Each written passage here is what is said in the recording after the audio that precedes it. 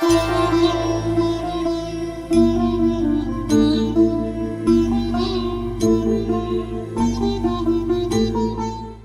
గురుభ్యో నమః, శ్రీమాత్రే నమః. సుమన్ టీవీ ప్రేక్షకులందరికీ నమస్కారం. అందరికీ కూడా శుభాకాంక్షలు. ఎందుకు శుభాకాంక్షలు చెప్తున్నాను? మన బాలరాముడు ప్రతిష్ఠ కాబోతూ ఉన్నాడు అయోధ్యలో. వస్తున్నారు రాములోరు వస్తున్నారు. కలియుగంలో మరియు తిరిగి వస్తున్నాడు ధర్మం ఉద్ధరింపచేయటానికి మన రాములోరు వస్తున్నారు. Gautam neuro care, brain stroke, migraine, fits, brain and spine surgeries కి బెస్ట్ న్యూరో సర్జన్. త్రేతాయుగంలో వచ్చారు, ధర్మాన్ని ఉద్ధరించారు. తిరిగి కలియుగంలో బాలరాముడై వస్తున్నాడు. కాబట్టి మనం అందరము కూడా సంతోషంగా ఎంతో అద్భుతంగా పండగ చేసుకోవాలి. ఈ అయోధ్య రామ ప్రతిష్టని పండగ చేసుకోవాలి అందరూ. అంటే ఇంకొక దీపావళిని మనకు చూడండి, 2023 నవంబర్లో దీపావళి చేసుకున్నాం. మళ్ళా జనవరిలో కూడా మరొక దీపావళిని చేసుకుంటున్నాం. ఎందుకు? రాముల వారు రాముని సంహరించి అయోధ్యకు తిరిగి వచ్చేటప్పుడు అయోధ్య వాసులంతా కూడా దీపావళి పండుగని నిర్వహించుకున్నారంట. అలా తిరిగి మళ్ళా మన బాలరాముడు అయోధ్యలో తిరిగి రాబోతున్నారు, అక్కడ ఉండబోతున్నారు, ధర్మాన్ని తిరిగి ఉద్ధరింపబోతున్నారు. కాబట్టి మనమందరము కూడా దీపావళి పండుగని లాగా మనమందరము భక్తి శ్రద్ధలతో చేసుకోవాలి. రాముడు మతము కాదు, ధర్మం, ధర్మానికి ప్రతిరూపం రాముల వారు. ఆయన కారణ జన్ముడు.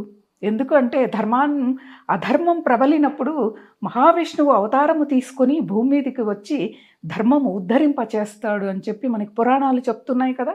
ఇంకొక విశేషం ఏంటో తెలుసా? మనకు అసలు ఈ ద్వాదశి రోజున అక్కడ ప్రతిష్టాపన జరుగుతోంది. మహావిష్ణువు కూర్మ అవతారం తీసుకుంది కూడా అదే రోజు.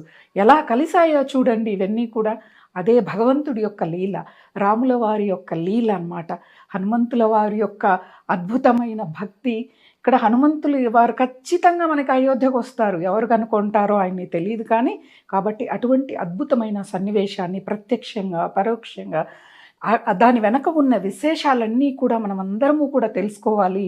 ఈ రోజు నుంచి, ఈ క్షణము నుంచి రామాయణం గురించి ప్రతి పిల్లవాడికి తల్లిదండ్రులు, ప్రతి భార్యకి భర్త, భర్తకి భార్య ఇలా రామాయణం గురించే చర్చించుకునే ఒక గొప్ప అవకాశం.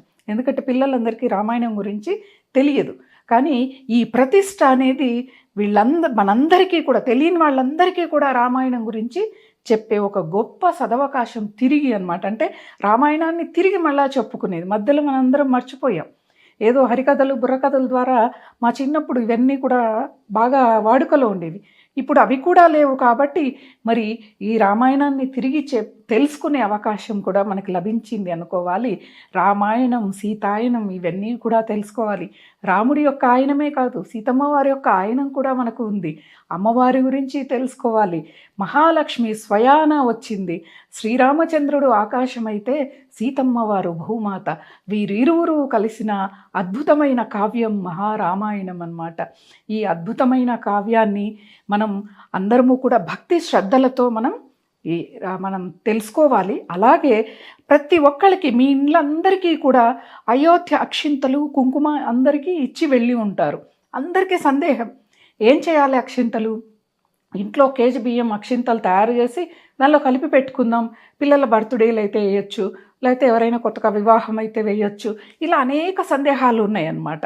అంటే ఎలా వాడుకోవాలో తెలియట్లేదు. కానీ నేను మీకు ఎలా వాడుకోవాలో చెప్తాను.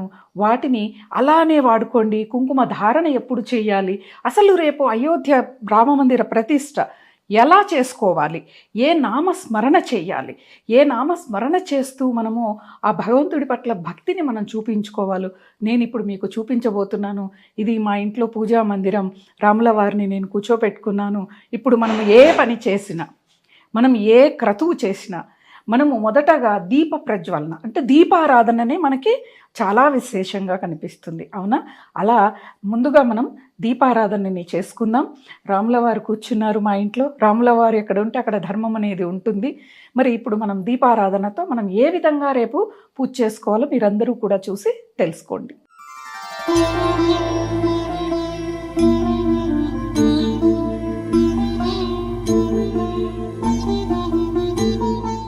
మనం ఇప్పుడు రామనామ స్మరణతో దీపారాధన చేసుకుందాం. ఓం జై శ్రీరామ్, జై శ్రీరామ్, జై శ్రీరామ్, జై శ్రీరామ్, జై శ్రీరామ్, జై శ్రీరామ్, జై శ్రీరామ్, జై శ్రీరామ్. ఇలా దీపారాధన మనం వెలిగించుకొని అగరబత్తిని మనము ధూపాన్ని చూపించాలి కదా స్వామికి. అలా స్వామివారికి ధూపాన్ని చూపించి మనసారా రామనామ స్మరణ చేయండి. మొదటగా శ్రీరామ ఎంత ఎక్కువగా చేస్తే అంత పాప నివారణ అనేది జరుగుతుంది. కలియుగంలో రామనామ స్మరణకు మించిన నామం ఇంకొకటి లేదు అని చెప్తారు పెద్దవాళ్ళు మనకి. అన్ని యుగాల్లో యజ్ఞాలు, యాగాలు, పూజలు, క్రతువులు ఇవన్నీ కూడా చాలా ఉండేవి. కానీ కలియుగంలో మన యొక్క సంగతి తెలిసి మన ఋషులు ఏం చేశారంటే ఒక మంత్ర జపం వల్లనే మనకి ముక్తిని, మోక్షాన్ని కలగజేసేంత అద్భుతమైన వరాన్ని మనకు ప్రసాదించారు. అందులోనూ రామనామ స్మరణ. కాబట్టి మరి అక్షింతలు ఎలా చేయాలి అనేది చూద్దాం. అయోధ్యలో ప్రతిష్ఠ అవుతుంది కదా మనకి. అయోధ్యలో ప్రతిష్ఠ అయిపోయిన తర్వాత ఆ ఘట్టం మనం చూస్తాం, ప్రత్యక్షంగా కానీ పరోక్షంగా కానీ. ఆ ఘట్టం పూర్తి అయిపోయిన తర్వాత అది జరుగుతున్నంతసేపు కూడా మీరు ప్రత్యక్షంగా కానీ పరోక్షంగా కానీ వీక్షిస్తూ మీరు జై శ్రీరామ్, జై శ్రీరామ్, జై శ్రీరామ్ అని జపం చేయటం కానీ. ఇంకొక అద్భుతమైన రెమెడీ నేను చెప్తాను. ఈ రోజున ఒక వైట్ పేపర్ తీసుకొని ఒక ఆకుపచ్చ రంగు పెన్ను ఉంటుంది కదా, గ్రీన్ కలర్ పెన్ను ఉంటుంది కదా, అది తీసుకొని మీరు 1000ని ఒక్కసారి జై శ్రీరామ్, జై శ్రీరామ్ అని రాసి మీ దగ్గరలో ఉన్న ఆలయానికి వెళ్ళి సాయంకాలం వెళ్ళండి. వెళ్ళి ఆ పేపర్ని ఆ శ్రీరామచంద్రుల వారి పాదాల దగ్గర పెట్టండి. ఖచ్చితంగా మీ యొక్క సంకల్పం అనేది నెరవేరుతుంది. ఇప్పుడు అక్షింతల్ని చూద్దాము.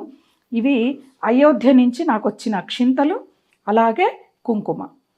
నేనేం చేస్తున్నా అంటే ఇంట్లో ఉన్న వాళ్ళమి, మళ్ళా మా పిల్లల బర్త్డేలు ఉన్నాయి, పుట్టినరోజులు ఉన్నాయి ఈ నెలలో. కాబట్టి ఈ అక్షింతలు కొన్ని నేను ఉంచుకొని ఆ రోజు వాళ్ళ తల మీద వేద్దామన్న ఒక ఆలోచనతో ఇంట్లో ఉన్న అక్షింతలు ఉంటాయి కదా, ఇంట్లో ఉన్న అక్షింతలతో ఈ అక్షింతల్ని నేను కలుపుతున్నాను.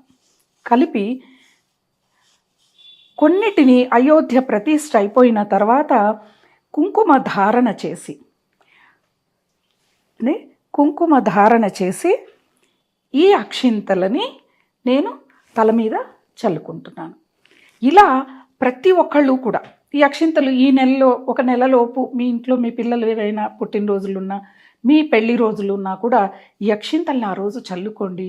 సీతారాముల వంటి ఆదర్శ దంపతులుగా లోకంలో నిలబడిపోతారు. అంటే లోకమంతా తెలియాలా అంటే లోకమంతా తెలియకపోయినా పర్వాలేదు, మీ కుటుంబం వరకైనా మీరు ఆదర్శ దంపతులుగా, మీరు తెలిసిన వాళ్ళ వరకైనా ఆదర్శ దంపతులుగా మీరు నిలిచిపోతారనమాట.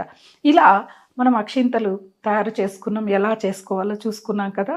అక్షింతలు తల మీద వేసుకున్నాం కదా. మరి సంధ్యాకాలంలో 5 దీపాలని మనం పెట్టుకోమని చెప్పని మనకి ఆదేశాలు వచ్చాయి. ఏంటిది 5 దీపాల సంకేతం? కరోనా టైంలో 9 దీపాలు చెప్పారు మోదీ గారు. కానీ అయోధ్య రామ మందిరం ప్రతిష్ఠ సందర్భంగా సాయంకాలం అందరూ కూడా, అంటే ఉదయమే మనం ఇంటి గుమ్మానికి పూల తోరణాలు, మామిడాకులు, పండగ ఎలా చేసుకుంటామో అలానే అన్నమాట.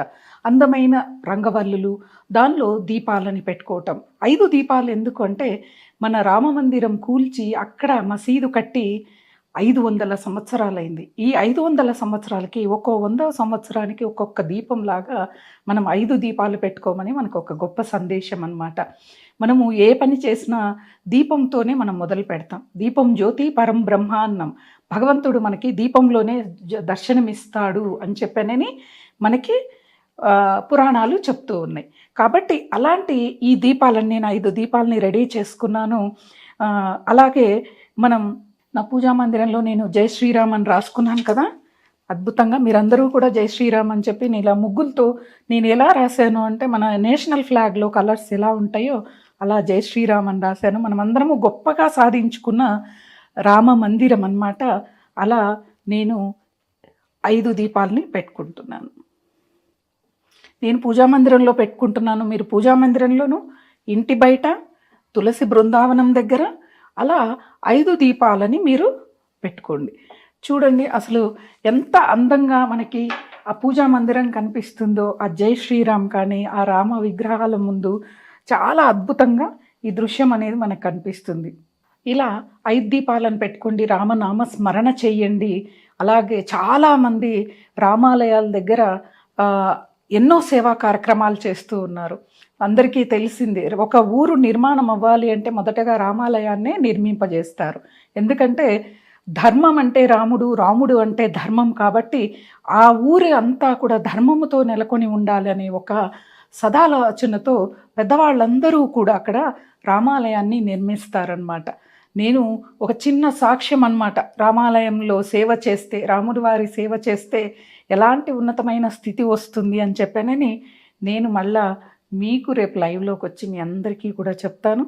అలాగే జై శ్రీరామ్, జై శ్రీరామ్, జై శ్రీరామ్, జై శ్రీరామ్. ప్రేక్షకులందరికీ స్వస్తి, అందరికీ నమస్కారం.